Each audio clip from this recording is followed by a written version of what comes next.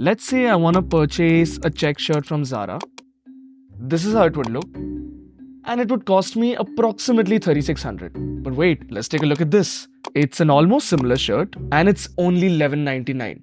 I saved Zudio for the last because they don't sell anything on their website. I bought this from their offline store for only 799. So essentially, there are three market segments that fashion brands fall under: luxury, mass premium, and ultra value. These three clothing brands work in vastly different ways, that their price and quality are not the only differentiating factors. Let's take this for example. Zudio manufactures most of their products in Bangladesh, but Snitch, they have their manufacturing in India. So how does this change their unit economics? Does the quality of the product actually matter? And what do these differences really mean for a brand trying to build itself? In this video, students from Masters Union traveled all the way to Bangalore to the Snitch headquarters to answer these questions and to understand how to build a fashion brand in India.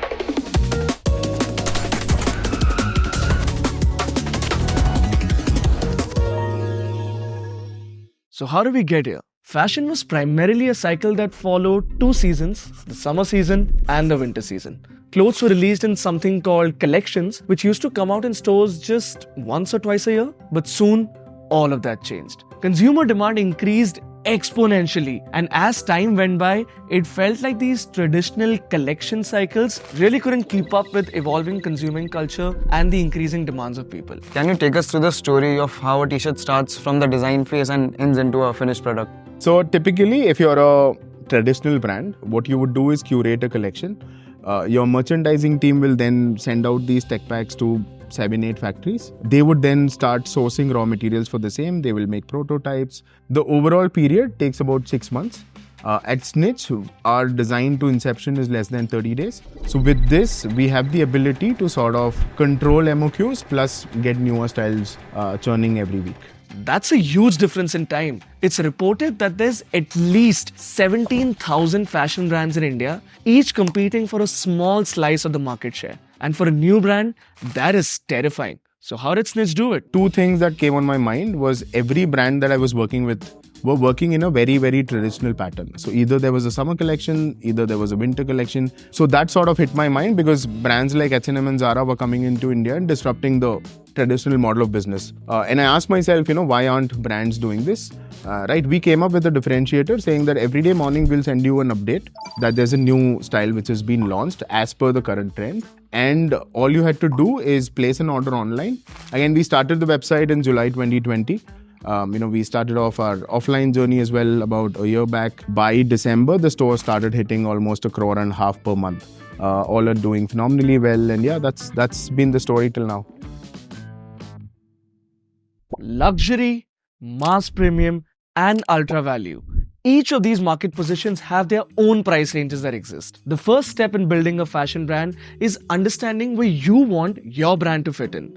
We started off as a mass premium brand wherein we were trying to cater to that if I'm an aspirant of, let's say, a Zara or any of the other luxury brands, right? Snitch was your next option. So anywhere, if I have to say that our products range anywhere from a 699, 799 goes up to a 1999, I think the mass premium takes it a notch higher. I am positioning myself as a lifestyle destination. Anything and everything, you have one destination, and that's Snitch. And that's how we've positioned ourselves. Each market segment has its own ups and its own downs. Let's take a city like Mumbai for example. In Mumbai, Zara caters to the city's upscale market. Let's assume there are about 10,000 high-income residents who frequently shop for premium fashion. Zara focuses on exactly those people by producing 10,000 units of a luxury dress with high production costs due to exclusive materials and limited runs. Even if Zara earns 2,000 rupees profit on each dress, their total profit from selling these 10,000 dresses amounts to a whopping 2 crore rupees. On the other hand, Zudio targets the vast majority of Mumbai's population who seek stylish clothing but at affordable prices. To meet these demands of this large customer base, Zudio produces 1 lakh units of a trendy dress. Now, thanks to their high production volume, Zudio keeps production costs extremely low and earns a modest 200 rupees on each dress. If they sell all 1 lakh dresses at that 200 rupee margin, do you know what the total profit is going to be? It's 2 crore rupees. Fashion is a numbers game. Now take a look at this. This is the income pyramid of India. which is split into three parts: India 1, 2, and 3. With India 1 being the part of the population that earns the highest per capita income. The pyramid is where fashion brands get their reference to who exactly their target audience could be and who should they highly focus on. This also allows them to mold their branding and clothing to the segments which they exactly want to target.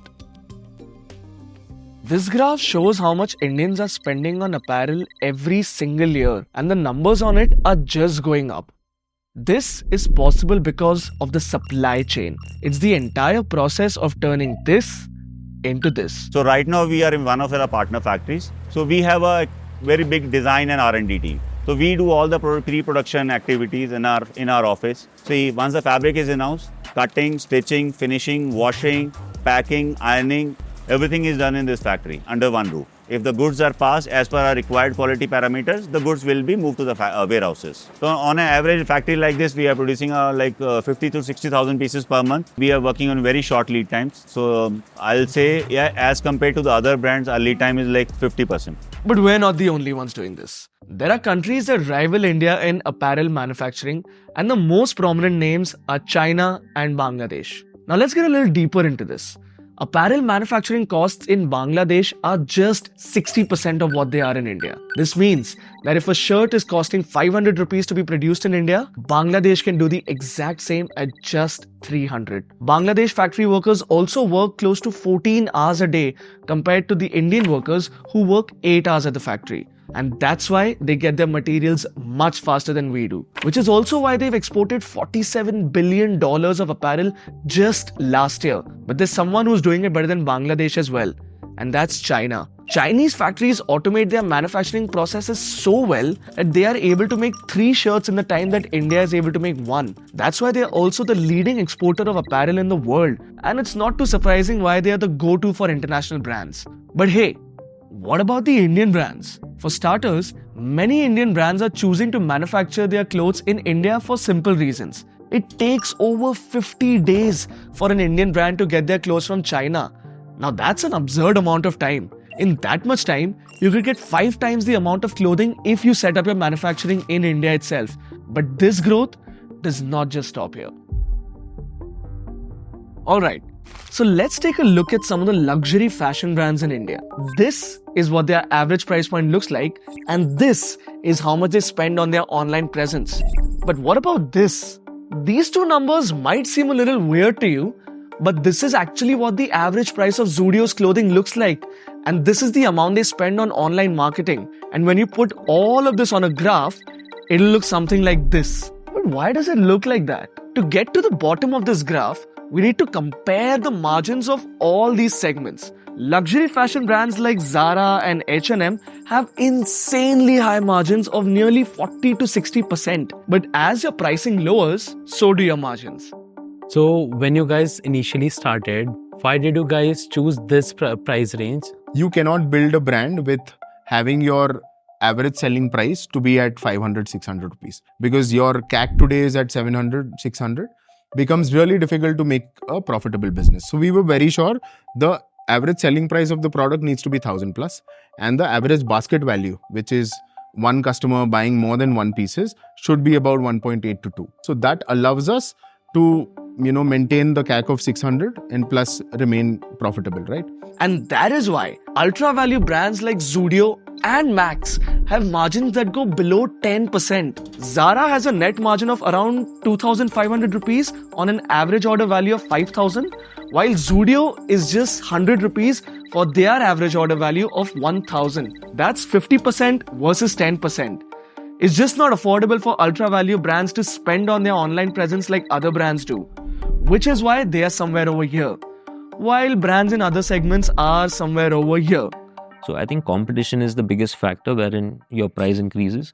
Again, the hack to bring it down is content. If your content game is on point, I can safely say that I think you will maintain that, or you will only keep lowering it. Yeah, I think about healthy 15% goes into, I think, content making.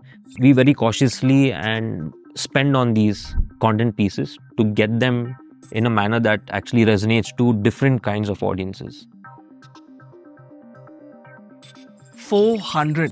That is the amount of new fashion brands that are being built in India every single year. If you think about it, it's crazy because there's a new brand that's coming in every day. But what's even crazier is that over 80% of these brands won't even succeed. The Indian market is so competitive that scaling a fashion brand has become next to impossible. And when you're just starting out, having the right resources at the right time, at the right place, all of this gets so complicated, but is equally important. So how much capital would you need when you're starting a new brand? To be honest, we were bootstrapped till an ARR of almost 250 crores, which means I built this entire business on my suppliers' money. But we raised our round largely because we were very sure of certain elements of the business being really strong. So I think if you are able to be patient, get the right sort of product, and also keep growing 5 or 7% month on month, the compounding effect of that is almost 2x every year. And if you keep doing that healthily, you don't require much capital. And I strongly believe that you should only raise capital when you're ready to grow. Where Snitch is being used the most as of now? I think we are very strong in tier 1 and 2, of course, but now tier 3 is, sort of becoming a larger chunk of it. I think that's the real India. The number of fashion stores in tier 2 and tier 3 cities has gone up by so much that it is even doubled the rate of growth in tier 1 cities. Let's just think about it for a second. Only 8% of India lives in tier 1 cities, which leaves over 1.2 billion potential customers for fashion brands to target. पहले तो ये बताओ, fashion में do you think there are opportunities still? Yeah. It's cluttered. It's cluttered because there are opportunities. Cluttered businesses are not necessarily bad businesses. It just means like large market with large ability to enter and do well. The unrest in clothing manufacturing in Bangladesh means that all the eyes are now on India to take the reins. Because of this, we are already experiencing a 20% increase in clothing exports. And that was just the last month. And our fashion market right now is beside China and the rest of Southeast Asia as the top 3 fastest growing markets in the world. With 50% of Indians trying out new fashion brands every 6 months, now is the best time to build a fashion brand in India because the opportunities seem to be endless. T-shirt is the most easiest category if you want to start off a brand with. Like you could get a product live within 10 days. Every traditional brand has been operating in a very similar way without understanding the dynamics that have changed within the youth, right? And that's why a brand like Snitch or, there are tons of other brands who got successful because they understood what is the need of the hour from the youth, especially if you're targeting that segment. Here's the size of the fashion market in 2020 and here's what it's expected to be by the end of next year. It's amazing how we've doubled up in the past 5 years and this rate is only going to get faster in the future. And guys, that is exactly why I told you that the fashion market in India is even crazier than you thought it was.